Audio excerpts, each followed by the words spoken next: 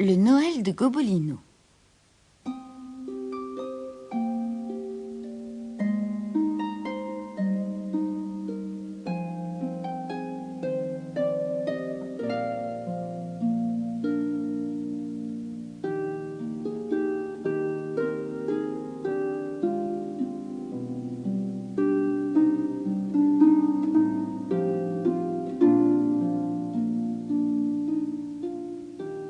Depuis qu'il était chat domestique, Gobolino, le petit chat qui ne voulait pas devenir chat de sorcière, était très heureux.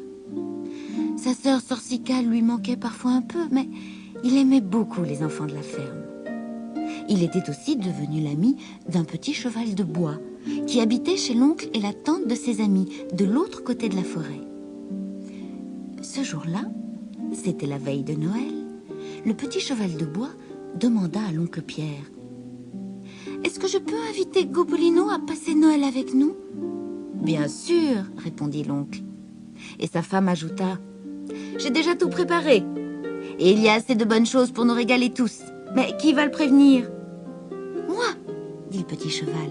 « J'irai le chercher et s'il se met à neiger, je le porterai sur mon dos. »« Bien, » dit l'oncle Pierre. « Mais tu devrais te mettre en route tout de suite parce que c'est ce soir, Noël. » Le petit cheval de bois partit à travers la forêt.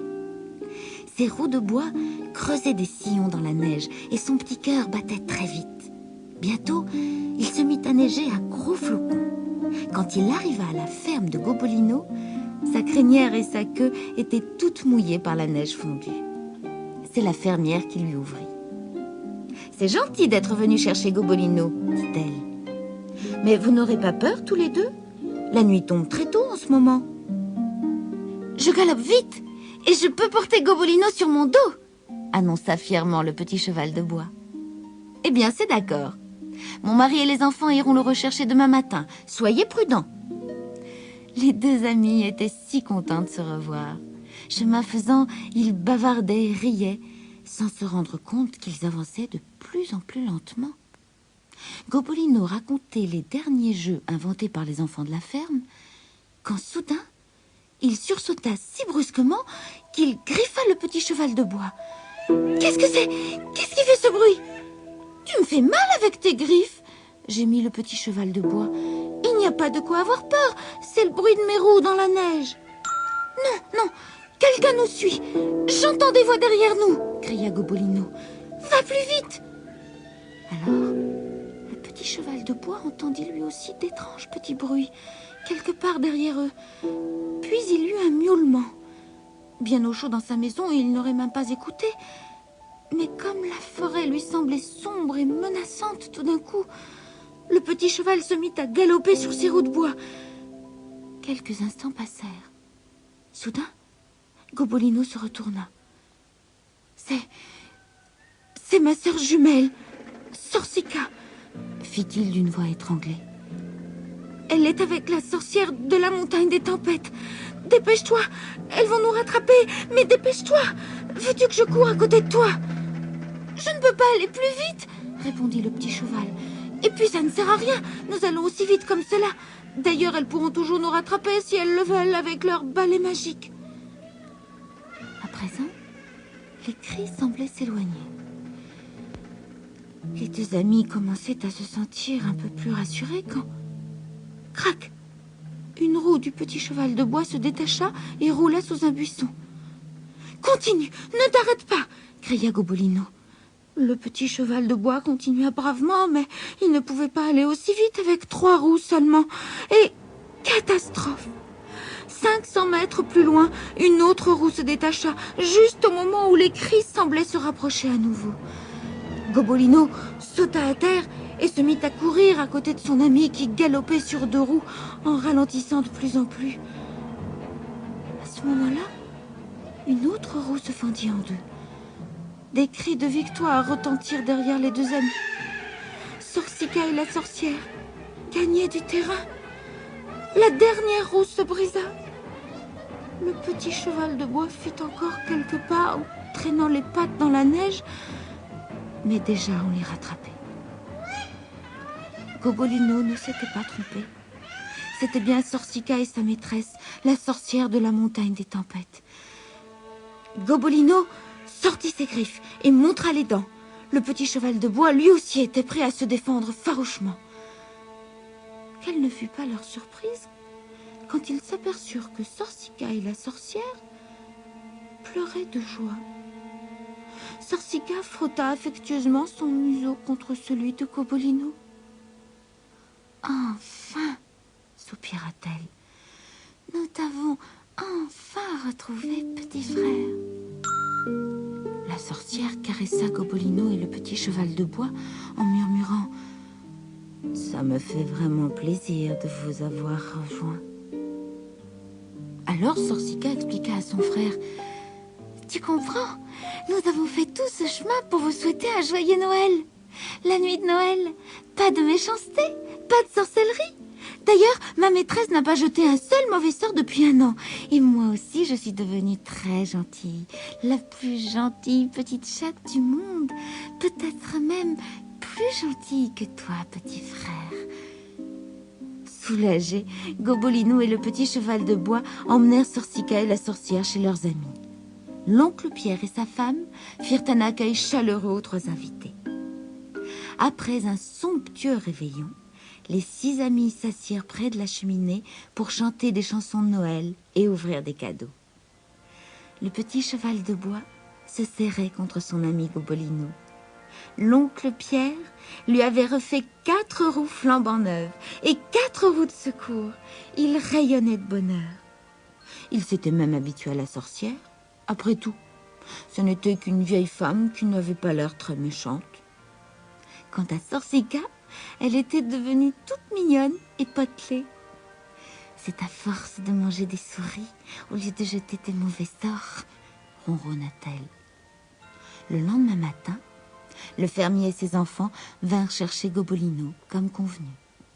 Au moment de se séparer, Gobolino et le petit cheval de bois échangèrent un sourire, sans dire un mot. Tous 2 pensaient que Noël était vraiment une fête merveilleuse, pour avoir permis à un chat domestique et à une petite chatte de sorcière de se retrouver.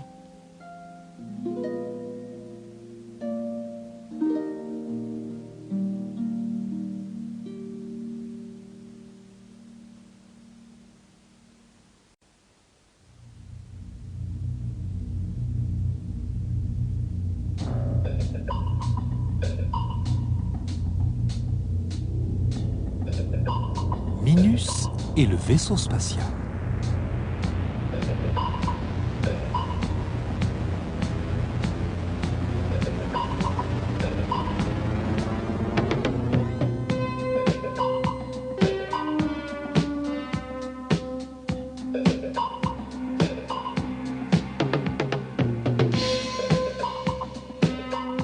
Minus, le satellite, vit sur la station spatiale de Deneb, avec ses amis vaisseaux spatiaux et robots, et avec Mère Grand, l'ordinateur. Ce jour-là, il survole l'astéroïde de glace quand il voit un petit disque métallique. Minus l'attrape avec son bras articulé, mais le disque se met aussitôt à parler. Hé, laisse-moi partir! Dis-moi d'abord qui tu es. Dit Minus. Je suis Zip, le palais robot, et je parle toutes les langues de l'espace. Minus se pose sur l'astéroïde. Yuri et Nikita, les Spoutnik jumeaux, sont là. Ils tiennent de drôles d'objets en verre et en métal. Salut les jumeaux. Que faites-vous avec ça? Nous les avons trouvés et nous jouons au hockey avec. Un appel radio les interrompt. C'est Mère Grand, l'ordinateur de la base spatiale. Mère Grand à Minus. Mère Grand à Minus. Urgence. Rallye. Le message a été interrompu. S'étonne Minus. Je dois aller voir ce qui se passe à la station. À bientôt les jumeaux. Sur Deneb, c'est l'alerte. Un vaisseau tourne autour de la base. Deneb est attaqué. Vite. se dit Minus en poussant à fond son moteur. Mais, bang! Une violente secousse l'arrête net et ses phares s'éteignent. Je suis touché! Crie Minus. L'énorme vaisseau s'approche. Va-t-il attaquer? Le moteur de Minus refuse toujours de démarrer. Mais non. Il se contente d'émettre des sons bizarres et incompréhensibles. Heureusement, Zek, la vieille navette, arrive. Je suis touché, Zek! Mais non, tu as été pris dans la barrière magnétique de la base. Mère Grand voulait te prévenir, mais la radio est tombée en panne. Zek soulève Minus avec son bras magnétique et le ramène à Deneb. Une fois réparé par les robots docteurs, Minus se rend auprès de Mère Grand. Le croiseur brigadier est avec elle. Laissez-moi le mettre en pièces! Hurle-t-il. Il a heurté un de nos bus spatiaux, cogné notre antenne radio et attaqué Minus! Non, brigadier!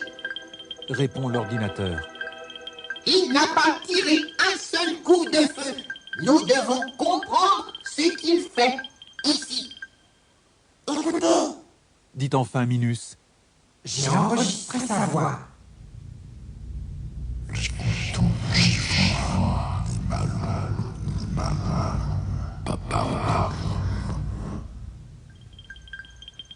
je n'ai pas cette langue en mémoire. Dit Mère Grand. Je sais qu'il pourra nous aider. Dit Minus, en pensant à Zip. Aussitôt, Minus se dépêche de retourner à l'astéroïde de glace, où il interrompt la partie et fait écouter l'enregistrement à Zip, au grand désespoir des jumeaux. C'est de l'esponglet. Affirme Zip. Ce n'est pas clair, mais il n'a pas l'air de vouloir détruire notre station. Viens avec moi, Zip. Demande Minus. Tu traduiras ce qu'il veut nous dire. Oh non! S'écrie Nikita. Notre match n'est pas fini. Tu dois rester. Tu iras la semaine prochaine. Ajoute Yori. Excusez-moi, jumeau, mais c'est urgent. Et Minus s'envole avec le palais. Vite, Suivons-le. Crie Yori. Minus et Zip s'approchent du vaisseau étranger. Zip s'adresse à lui, puis traduit ce qu'il a compris. Il a perdu ses lunettes. Elles ont été cassées par un météorite. Il s'excuse pour les ennuis qu'il vous a causés, mais il est myope et il n'y voit vraiment plus rien. Les jumeaux rejoignent enfin Minus, mais à leur grande surprise, ils s'emparent de leurs deux crosses et les assemblent. Ce sont les lunettes que le vaisseau avait perdues. Le vaisseau les remercie tous avec effusion et s'en retourne chez lui, pendant que les jumeaux, tout tristes, rejoignent avec Zip l'astéroïde de glace. Plus moyen de jouer.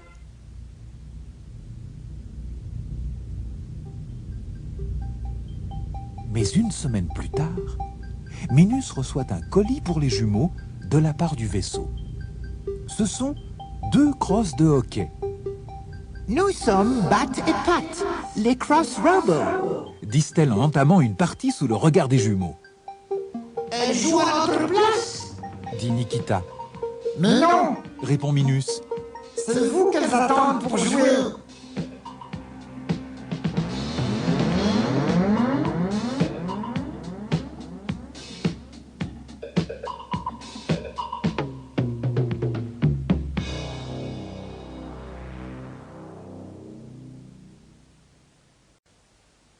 Théo et Isidore fêtent Noël.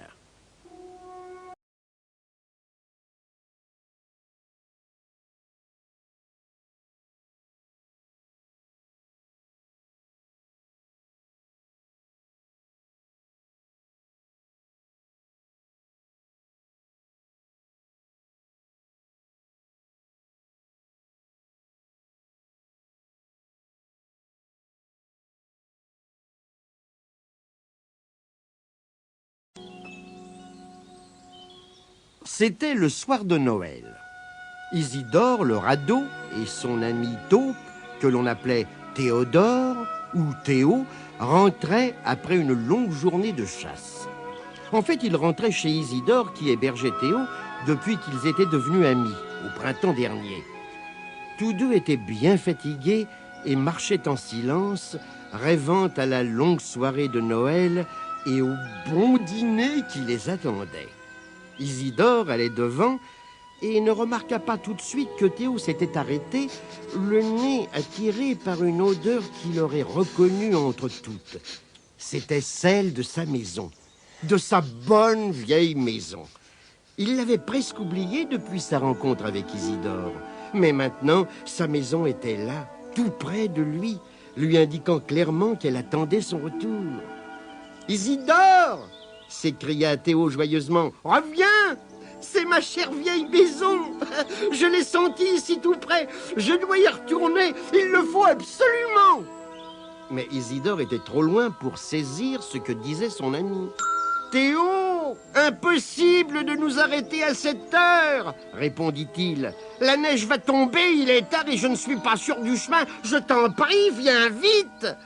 Et sans même attendre de réponse, il pressa le pas. Pauvre Théo, seul sur le sentier. Son cœur se déchira et un gros sanglot monta en lui.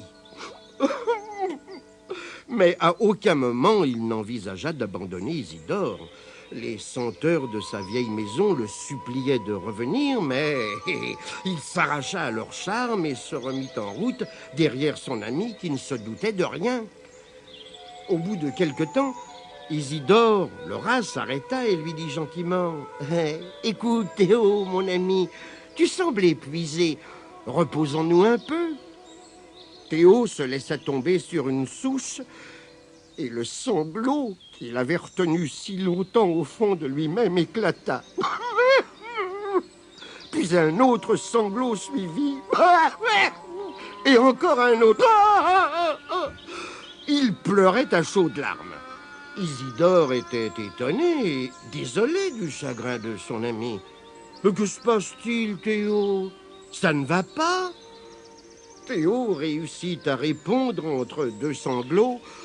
« Je sais, c'est un pauvre logis de rien du tout. Rien à voir avec le confort de ton installation au bord de la rivière. Mais c'était ma maison à moi. En la sentant soudain sur le chemin, j'ai eu tellement envie d'y retourner.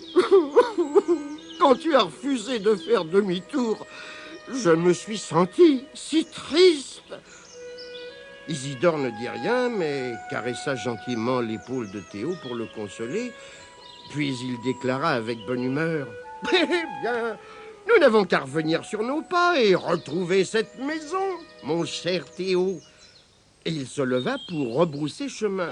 « Reviens, Isidore, reviens !» cria Théo en essayant de le rattraper. « Il fait noir, il va neiger.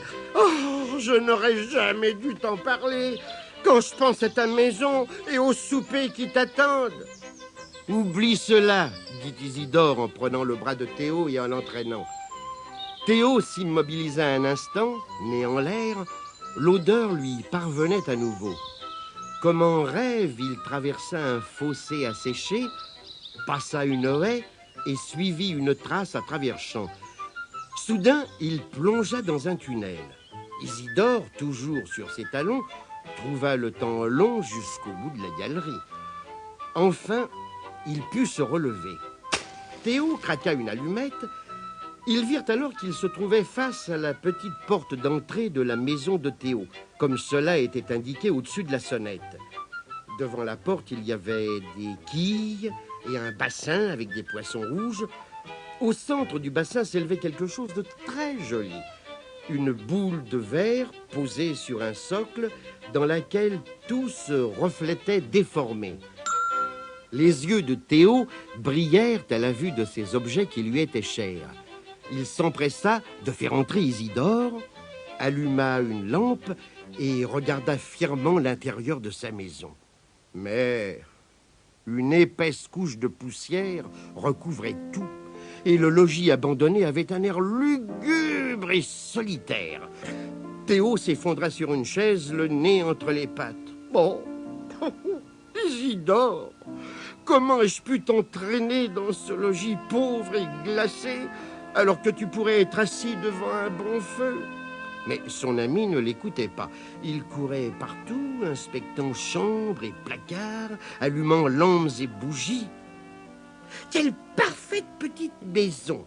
Tout y est si réduit, si bien organisé. Nous allons y passer une belle nuit. Avant tout, il nous faut un bon feu. Je m'en occupe. Trouve un chiffon à poussière, Théo, et essaye de nettoyer un peu. Consolé, Théo se redressa et se mit à épousseter et à frotter de tout cœur. Déjà, un feu magnifique ronflait dans l'âtre. Maintenant, dit Isidore, voyons ce que nous pouvons trouver pour dîner. Après avoir fouillé les armoires et les tiroirs, ils réunirent une boîte de sardines, un paquet de biscuits, presque plein, une saucisse et 4 bouteilles de bière. Un véritable banquet, s'écria Isidore, tout en disposant le couvert. J'en connais qui donneraient cher pour être des nôtres ce soir. Ils commençaient juste à se servir de l'ouvre-boîte quand ils entendirent comme des piétinements de petites pattes sur les graviers et le murmure de voix minuscules. « Maintenant, tous en rang !» disait une voix. « Lève un peu la lanterne, Fred, et ne toussez pas quand je compterai. 1, 2, 3. » Ce sont peut-être les souris des champs, dit Théo. Elles viennent chaque année chanter des Noëls dans l'espoir de se faire offrir des friandises. Allons les voir, dit Isidore en bondissant pour ouvrir la porte. Il y avait là 9 petites souris, un peu frissonnantes et reniflantes, qui s'essuyaient le nez sur la manche de leur manteau. Puis leurs petites voix aiguës s'élevèrent. Mon beau sapin, roi des forêts, que j'aime ta verdure. Elles chantèrent à Noël que leur avaient appris leurs parents. Ensuite, elles se turent et se regardèrent timidement, modestes et souriantes. « Très bien chanté, les enfants !» s'écria Isidore joyeusement. « Allons, entrez vous réchauffer près du feu. »« Oui, entrez, souris des champs, dit Théo, tout comme autrefois. » Mais tout à coup, il se sentit à nouveau bien triste. « Mais nous n'avons rien à leur servir. Laisse-moi faire, dit Isidore. Tiens, toi qui as une lanterne, dis-moi, trouveras-tu une boutique encore ouverte ? » Certainement, monsieur, surtout ce soir, répondit la souris poliment. « Alors vas-y vite et rapporte-nous des noix et du lard. » Et la liste des courses s'allongea. Des pièces passèrent de patte en patte. La petite souris sortit vite avec sa lanterne. Les autres, bien rangés sur le canapé, se réchauffant près du feu, répondirent à Théo qui leur demandait les noms de leurs frères et sœurs, trop jeunes pour aller chanter des Noëls dehors. Isidore, pendant ce temps, était très occupé à préparer des grogs pour tout le monde. Quand les petites souris se mirent à boire, elles toussèrent et s'étranglèrent un peu, mais c'était très bon. Enfin, la souris à la lanterne revint, courbée sous le poids de son panier. En quelques minutes, un magnifique souper fut prêt. Théo présidait la table. Et tout en mangeant, les souris le mirent au courant des dernières nouvelles de la région. Pour finir, elles s'en allèrent se coucher en leur souhaitant un joyeux Noël. Leurs poches étaient bourrées de gâteries pour leurs frères et sœurs restés à la maison. Alors Isidore dit en bâillant: « Hé, Théo, mon vieux compère, ah, je tombe de fatigue. C'est celui-ci ton lit? Bon, je prends l'autre. Ah, quel charmant petit logis tu as. » Il grimpa sur le lit, se glissa sous les couvertures et s'endormit. Théo, épuisé par ses émotions, ne fut pas long non plus à poser la tête sur son oreiller. Mais, avant de fermer les yeux, Il passa en revue les chers objets de sa chambre éclairés par le feu. Il ne désirait pas abandonner sa nouvelle vie avec son ami, mais comme il était bon d'être revenu chez soi, où il avait passé une si bonne soirée de Noël.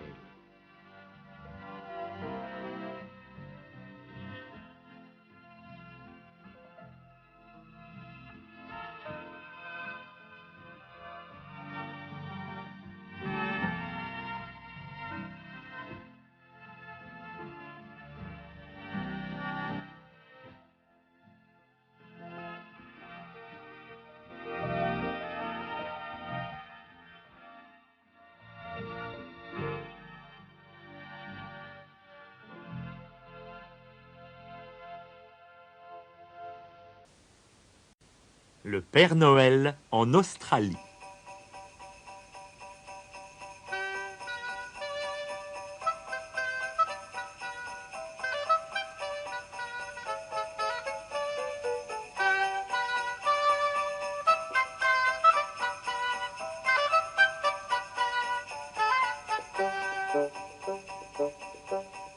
C'était la veille de Noël. Comme tous les ans, le Père Noël préparait les cadeaux avec l'aide de son ami, le renne Marcel. Mais cette année, le Père Noël avait inventé une machine à emballer les paquets. Il en était enchanté. Tout était prêt, sans l'affolement de l'an passé. Le traîneau était déjà chargé. Mais Marcel était sceptique. Il hocha la tête et dit d'un ton peu convaincu: « On n'en avait jamais eu besoin. »« Il faut bien être de son temps, » répondit le Père Noël. « Tu vois, le papier d'emballage entre ici, le ruban par là, le cadeau passe dans ce compartiment et sort à l'arrière, tout emballé. » Ouais, très ingénieux, dit Marcel, qui n'était pas du tout convaincu. Bon, je vais me préparer. Le Père Noël s'habilla et monta sur le buffet pour se voir tout entier dans la glace. De là-haut, il aperçut quelque chose qui brillait au fond de la machine à emballer. Intrigué, il se pencha. À cet instant, il perdit l'équilibre et tomba la tête la première dans la machine qui se mit à vrombir. Oh, et l'avala. Un gros paquet impeccable sortit de l'autre côté. « Père Noël, il est l'heure !» appela Marcel. « Eh bien, où est-il passé ?» Les rennes le cherchèrent partout, dans la maison, à l'écurie, dans le jardin. Ils regardèrent même derrière l'étoile polaire et sous la calotte glaciaire. Pas de Père Noël. Marcel prit ses responsabilités. « Cas d'urgence, les gars !» dit-il aux autres rennes. « Il est déjà 10 heures et le monde attend Noël. Nous allons faire toute la distribution nous-mêmes. » Ils chargèrent les derniers paquets à bord, sans oublier celui qu'ils avaient trouvé dans la machine à emballer, et s'élancèrent dans le ciel neigeux. Cette année-là, il y eut des bruits bizarres dans les cheminées. On entendit des piétinements et des grognements sur les toits. Il y eut des taches de suie laissées par des sabots sur les tapis. Mais tous ceux qui étaient réveillés gardèrent très soigneusement les yeux fermés. Ils firent semblant de dormir. Ils avaient trop peur de ne pas recevoir leurs cadeaux. Marcel livra chaque paquet à l'adresse indiquée sur l'étiquette. Couvert de suie, soufflant, éternuant, fatigué et furieux, il finit par découvrir un dernier paquet dans le traîneau. Un gros paquet, sans étiquette. « Eh bien, celui-ci ira où il pourra, » déclara-t-il en le jetant hors du traîneau. Le paquet fit un plongeon vertigineux à travers le ciel, survola l'Australie, manqua les cheminées de Sydney et tomba au bord de la mer. Toute une famille australienne descendait justement sur la plage pour se mettre en appétit avant le déjeuner de Noël.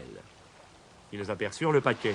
« Regardez, un cadeau qui flotte. Qu'y a-t-il dedans ?» Peut-être une dinde ou du champagne?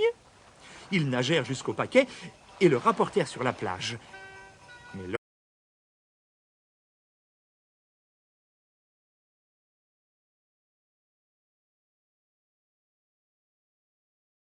redouilla-t-il. Oh, ce n'est pas trop tôt! Quelle chaleur! Zut! Ce n'est qu'un vieux Père Noël grognon. Quel dommage! Pas de dinde ni de champagne, dirent les adultes en le repoussant dans sa boîte et en renouant les rubans. Mais les enfants étaient désolés de le voir disparaître. Il aimerait peut-être mieux retourner au pôle Nord, cria l'un d'eux. D'accord, portons-le à la poste, acceptèrent les parents. À la poste, les facteurs étaient épuisés en ce lendemain de Noël. Ils étaient affalés sur les sacs de courrier et bâillaient en se frottant les yeux. Mais ils regrettaient que Noël soit déjà fini. « Regardez !» dit soudain le postier-chef. « Encore un paquet sans adresse. Ouvrons-le. Nous verrons bien s'il y a une indication à l'intérieur. » Ils l'ouvrirent donc, et le Père Noël surgit du paquet en disant à toute vitesse « Oh, au secours! C'est moi, par pitié, ne me remettez pas encore là-dedans !» Le postier-chef fut si étonné qu'il en tomba à la renverse dans un sac de courrier ouvert et faillit être expédié en Nouvelle-Zélande. Dans un coin de la poste était rassemblé tout ce qui était tombé par hasard de paquets abîmés ou perdus. Il y avait un pot de caviar, un gâteau aplati, un sac de saucisses crevées. Ils n'étaient plus très beaux à voir, mais ils avaient l'air très bons.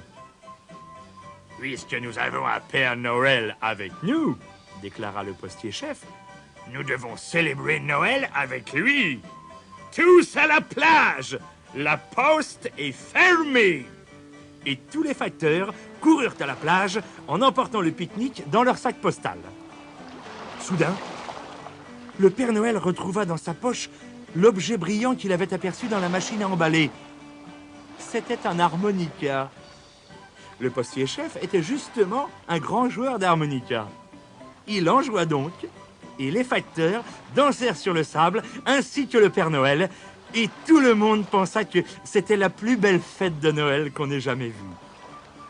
Mais le Père Noël, après avoir bien dansé, devint songeur. « Ah, tout cela est bien beau !» pensa-t-il. « Mais quel dommage que mes reines ne soient pas avec moi !»« Qu'est-ce qui ne va pas, mon vieux ?» s'inquiéta poliment le postier-chef. « Oh, je m'amuse comme un fou !» déclara le Père Noël. « Mais Marcel et les autres reines me manquent un peu. »« Alors, envoyons-leur un télégramme !» s'écria le postier-chef. Depuis leur retour au pôle Nord, les reines ne cessaient de chercher le Père Noël. « Il faut que nous le retrouvions !» gémissait justement Marcel. « Je suis trop malheureux sans lui. Regardez ma fourrure, elle est déjà grise de chagrin. » Soudain, on sonna à la porte. « Un télégramme pour toi, Marcel !» dit un petit renne avec une casquette à visière. « Reste ici, facteur !» dit Marcel avec grandeur. « Et vous tous, écoutez, nous avons reçu un télégramme. » Marcel décacheta l'enveloppe et lut. « Vous attend en Australie. Apportez maillot de bain, baiser, Père Noël. » Prenant juste le temps d'attraper le maillot de bain du Père Noël qu'il n'avait pas mis depuis des années, les reines se mirent aussitôt en route. « Salut les reines !» cria joyeusement le Père Noël à leur arrivée. « Vous avez mon maillot, j'espère ?» « Il était derrière votre nouvelle machine à emballer, » répondit Marcel, tout ému de ses retrouvailles. « Bon, mais sans cette machine, aucun de nous ne serait ici. » déclara le Père Noël. le postier-chef, pensa que les traîneaux des reines feraient d'excellentes planches de surf. 3 secondes plus tard, le Père Noël glissait sur les vagues en criant joyeusement « Quel magnifique jour de Noël! Je ne me suis jamais autant amusé! »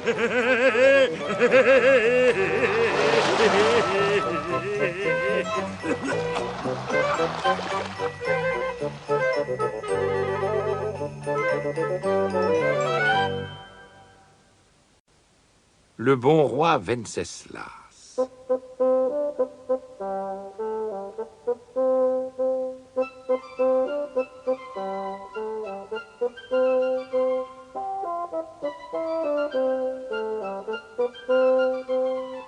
C'était la veille de Noël à minuit. Le roi Venceslas était très affairé à emballer ses cadeaux pour tous les habitants du château. Des bas de soie et des patins d'argent pour sa reine bien-aimée, un puzzle très difficile pour Albert, son page, des tailles-crayons, des noisettes et de la pâte d'amande pour les valets de pied, des bibelots pour les cuisiniers et les aides-cuisiniers, et pour chacun une mandarine. Lorsqu'il eut enfin fini, le roi trouva à peine le temps de parcourir le château sur la pointe des pieds pour distribuer ses cadeaux. Déjà tout le château s'éveillait, et lorsque Venceslas se laissa tomber sur son lit, la reine, le page, les valets de pied, les cuisiniers et aides-cuisiniers ouvraient leurs paquets, jetant ficeler les papiers, essayant les bas, goûtant la pâte d'amande et admirant tout. Ah, quel tohu-bohu à la cuisine! Hacher, gratter et préparer quantité de plats. Épinards, pommes de terre, volailles, rôtis, poissons et tous les desserts. Crème au caramel, bûche au chocolat, petit four. Albert, le page, qui n'avait pas grand-chose à faire pendant que le roi dormait, était fort occupé à goûter chaque plat, en attendant avec impatience le moment du déjeuner de Noël. Pendant ce temps, le roi Venceslas continuait à ronfler, tant cette nuit de travail l'avait épuisé. La reine entra, l'embrassa et lui offrit une paire de pantoufles brodées à ses initiales. Le roi marmonna seulement « Oh, merci, ma chérie !» et retomba endormi. Albert, fatigué d'ennuyer les cuisiniers, entra et lui donna le poisson rouge qu'il avait gagné à la foire d'été. Venceslas murmura « Oh, j'ai un poisson, merci Albert !» et se rendormit. Il continuait à dormir pendant que la reine, le page et les invités venus de partout se régalaient du somptueux repas de Noël. Les verres se vidèrent, les pétards claquèrent, l'orchestre de la cour se mit à jouer. Mais le roi ronflait toujours. 6 invités venus d'Italie réussirent une pyramide humaine. Le roi d'Angleterre fit sensation en dansant avec son ours apprivoisé. Un druide récita un long poème. Après tous ces divertissements, chacun se sentit soudain très fatigué. Les chants, les rires et les cris se turent. Chacun se mit à bâiller, les bougies faiblirent et la soirée de fête prit fin. Alors seulement le roi se réveilla.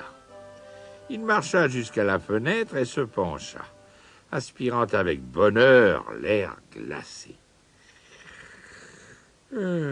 Tout en bas, il remarqua un vieil homme qui ramassait du bois mort. Qui peut bien errer dehors par une telle nuit? Se demanda le roi Venceslas. Et il se mit en quête de son page qui sommeillait tranquillement dans la salle à manger, ainsi que la reine et tous les invités. Venceslas lui secoua gentiment l'épaule. Réveille-toi, mon garçon, j'ai besoin de toi, chuchota-t-il. Albert se frotta les yeux en bâillant et se plaignit. Oh, majesté, je crois que j'ai trop mangé. Bien, mon garçon, nous avons quelque chose à faire. Mais d'abord, dis-moi, connais-tu ce vieillard qui ramasse du bois autour du château? Bien sûr, Majesté. C'est un vieil homme qui vit assez loin au pied de la montagne. Il vient souvent par ici ramasser du bois. Bon, très bien. Maintenant, va me chercher autant de bûches que tu pourras emporter. Albert disparut. Venceslas fit le tour de la table en remplissant un panier des restes du festin. Lorsque le page revint, courbé sous le poids des bûches, Venceslas lui dit « Maintenant, mets ton manteau le plus chaud. Nous allons chez ce vieillard, au pied de la montagne. » « Mais, Majesté, il gèle dehors. » D'un gentil froncement de sourcils, le roi imposa silence à son page et lui dit « Rappelle-toi seulement que tout le monde n'a pas eu un Noël aussi beau que le tien. » Et ils s'en allèrent dans la neige. Venceslas transportait les bûches. Albert suivait avec le panier de victuailles. Ils déposèrent le tout devant la porte du vieil homme. « Voilà, dit Venceslas. Ainsi il aura au moins sa part du dîner de Noël. » Puis il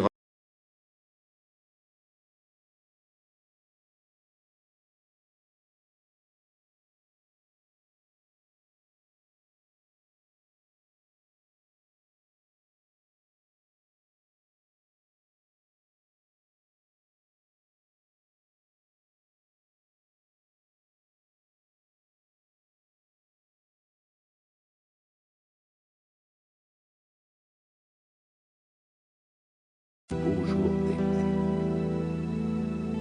Je me demande si les autres me croiraient si je le leur racontais, se dit-il. Oh non, ils se moqueraient de moi probablement. Il vaut mieux garder cela pour moi. Et il se serra tout heureux dans son manteau, tandis que les lumières du château lui apparaissaient.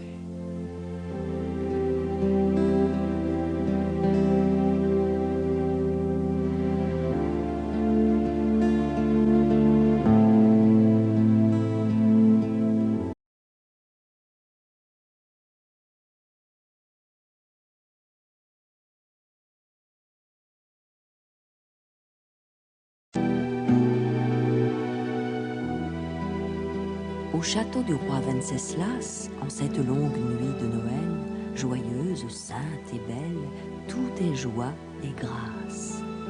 On a bien bu et bien mangé, on a chanté et festoyé, et dans le silence retrouvé, en paix, chacun va reposer. Mais le bon roi Venceslas aperçoit de sa fenêtre un vieillard très démuni, errant en cette nuit bénie, dans la neige et dans la glace. « Allons vite le secourir, dit-il à son page. « Mais sire, le vent fait rage, de froid nous allons mourir. » « Portons-lui du bois et du vin et les restes de notre festin, il a froid et faim, dit le saint. « Mais sire, il vit très loin, tout au fond de cette vallée. Une neige épaisse est tombée, elle recouvre les sentiers. Comment pourrons-nous traverser cette nuit noire et glacée ? » « Dans la neige, suis mes traces, dit le bon roi Venceslas. Avance avec courage et foi, et mets tes pieds dans mes pas, tu ne souffriras pas du froid. » Le bon roi, chargé de bois, et son page, chargé de vivres, vont dans la neige et le givre apporter réconfort et joie. En cette belle nuit de Noël, l'enfant sourit et s'émerveille. Dans la neige, il suit les traces du très saint roi Venceslas. Une bienfaisante chaleur envahit son corps et son cœur, car qui donne aux plus démunis sera pour toujours béni.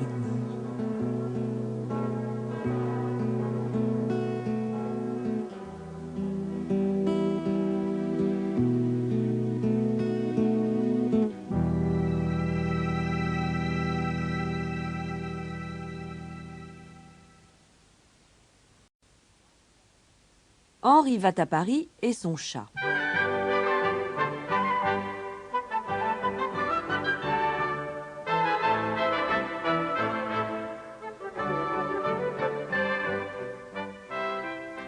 Au temps où le monde semblait très vaste, car l'on ne se déplaçait qu'à pied, vivait un jeune garçon nommé Henri, dont les parents étaient morts, et qui avait bien du mal à trouver de quoi manger. Un jour où il se lamentait de sa triste vie, un fermier voisin lui proposa « Tu devrais aller à Paris, tu y ferais peut-être fortune. On dit qu'à Paris, les rues sont pavées d'or. » « Pavées d'or? Moi, un seul caillou me rendrait riche !» s'exclama Henri. « Ne rêve pas trop, » reprit alors le fermier en riant. « Moi, je ne crois jamais ce que disent les gens de la ville. » Mais il était trop tard pour empêcher Henri de rêver. « Eh bien, en route pour Paris, s'écria-t-il, je pars faire fortune. » Un panneau, juste à la sortie du village, indiquait Paris. « Fort bien, se dit Henri, la ville doit être juste derrière la colline. » Mais Paris n'était pas derrière cette colline, ni derrière la suivante, ni derrière celle d'après. Et la nuit venue, Henri, fatigué, s'étendit pour dormir au pied d'un vieux chêne. Au milieu de la nuit, il fut réveillé par une chatouille sur la joue. C'était un chat roux qui lui demandait « Pardon, monsieur, auriez-vous un petit peu de lait ?»« Désolé, répondit Henri, j'ai fini mes provisions et je n'ai pas un sou pour acheter autre chose. »« Ça ne fait rien, conclut le chat. Si nous nous serrons l'un contre l'autre, nous nous tiendrons chaud au moins. » C'est ainsi qu'Henri devint l'ami du chat qui s'appelait Tom. Le lendemain matin, ils reprirent ensemble le chemin de Paris. Ils marchèrent et marchèrent, jusqu'à ce qu'Henri déclare enfin « Je m'en retourne, Tom, j'en ai assez. Jamais je n'arriverai à Paris. » Il avait à peine tourné les talons que le son d'un carillon traversa les champs. C'étaient les cloches de Paris qui sonnaient. « Reprends ton chemin, Henri, tu seras maire de Paris. » Elles sonnèrent et chantèrent jusqu'à ce qu'Henri change d'avis. « Plus question d'abandonner, » s'écria Tom. « En route pour Paris. »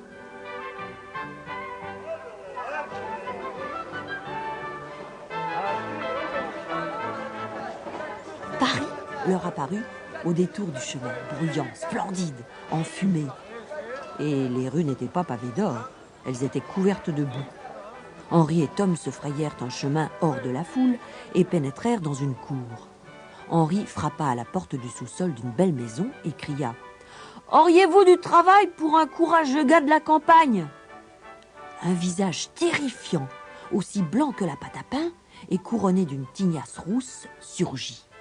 « Entre, garçon, tu gratteras les marmites, c'est moi la cuisinière. Si tu travailles dur, je te laisserai manger les restes. » Et c'est ainsi qu'Henri réussit à entrer dans la maison du capitaine Grandflot.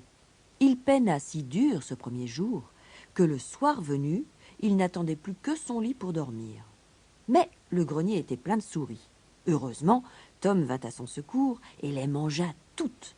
La présence de Tom était d'un grand réconfort pour Henri. Et il y avait aussi Alice, la fille du capitaine Grandflot. Elle descendait souvent s'asseoir à la cuisine et bavarder avec Henri. Elle aimait caresser Tom, étendu près du feu. « Si j'étais maire de Paris, » s'amusait à répéter Henri, « c'est toi que j'épouserais, Alice Grandflot. »« Si tu devenais maire de Paris, bien sûr que je t'épouserais, » répondait Alice en souriant. Alors Tom le chat ajoutait en ronronnant, « Qui sait, qui sait ?» Un jour, le capitaine Grandflot annonça qu'il allait embarquer. Il réunit sa famille et ses serviteurs pour leur faire ses adieux. Lorsqu'il vit Henri derrière la cuisinière tenant Tom dans ses bras, il dit « Tiens, voilà juste ce dont j'ai besoin. Prends cette pièce d'argent en échange de ton chat, il me servira sur mon navire. » Henri voulut protester, mais la cuisinière le fit taire sévèrement. Il monta tristement dans son grenier, mais se sentit si seul, sans Tom, qu'il décida d'aller le reprendre. Il se hissa sur le navire sans se douter que celui-ci était sur le point d'appareiller. C'est ainsi qu'Henri devint mousse à bord du navire du capitaine Grandflot et vogua vers l'Orient mystérieux.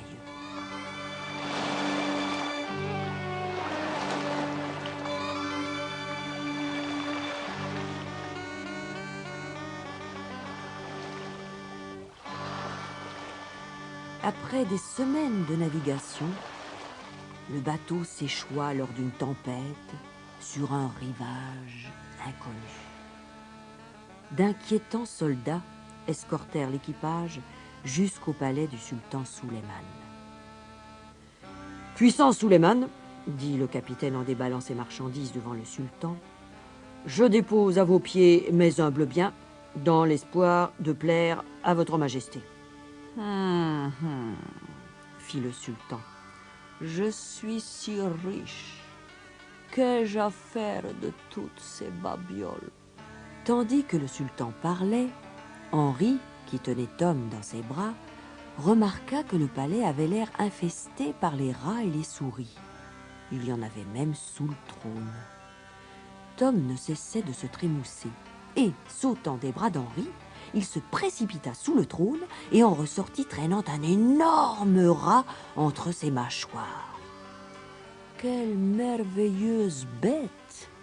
s'écria le sultan. « Tout au long de mon règne, de celui de mon père et de mon grand-père, ce pays a été infesté par les rats. Cette créature est un véritable tueur de rats. Dites-moi votre prix, capitaine. Contre cet animal, j'échangerai un plein sac de diamants. » Henri attrapa son chat. « Mais c'est mon ami, majesté. Je ne peux l'abandonner. » Le chat lui chuchota alors quelques mots dans l'oreille. Henri le reposa sur le sol et le laissa filer vers le bateau. « Il revient tout de suite, » dit-il au sultan. Le sultan attendait impatiemment. Henri et le capitaine fixaient la porte avec angoisse. Enfin, une petite tête moustachue se montra et Tom entra, suivi de 6 chatons. « Ces 6 chatons seront fiers et honorés de vous servir, » déclara Tom, « vous, votre fils, et les fils de votre fils. Et maintenant, majesté, nous aimerions retourner dans notre pays. » Le sultan frappa dans ses mains avec satisfaction. « Quel prodige! J'ai désormais 6 tueurs de rats au lieu d'un seul. Que la récompense de ceux qui m'ont apporté ces chats soit immense. Au jeune Henri, j'offre ma fille en mariage, oui, ma propre fille. Tu n'es pas marié, au moins, jeune homme. »« Non, majesté, mais j'ai promis de n'épouser que la belle Alice Grandflot, la fille de mon capitaine. » Le sultan fut fort déçu, et sa fille encore plus. Ils se consolèrent en remettant à Henri 3 sacs de diamants et un turban de soie. « Oh, très généreux Suleiman, » dit alors le capitaine. « Notre navire est échoué sur votre beau rivage et a été abîmé par la tempête. Sans votre aide, jamais nous ne pourrons rentrer chez nous. »« Pas un mot de plus, » s'écria le sultan. « Voici 2 tapis volants tissés par mon magicien, l'un pour l'équipage du navire, l'autre pour transporter mon humble cadeau. » C'est ainsi qu'Henri rejoignit Paris. Lorsque les 2 tapis descendirent sur le toit de la maison du capitaine, Alice les vit et leur fit signe en riant par la fenêtre. « Henri !» s'écria le capitaine en descendant du tapis volant. « Maintenant que tu as fait fortune, tu es le meilleur mari dont je puisse rêver pour ma fille. Et mieux encore, je la crois très amoureuse de toi. Va donc lui demander sa main. »« Te rappelles-tu ma promesse ?» dit alors Alice. « J'ai fait le vœu de t'épouser à la seule condition que tu deviennes le maire de Paris. » L'amour d'Henri pour Alice était tel qu'il se mit aussitôt à l'œuvre. Grâce au trésor que lui avait donné le sultan, il devint très vite un marchand riche et heureux. Il était courageux, célèbre et beau. Avant 2 ans, il était élu maire de la ville de Paris.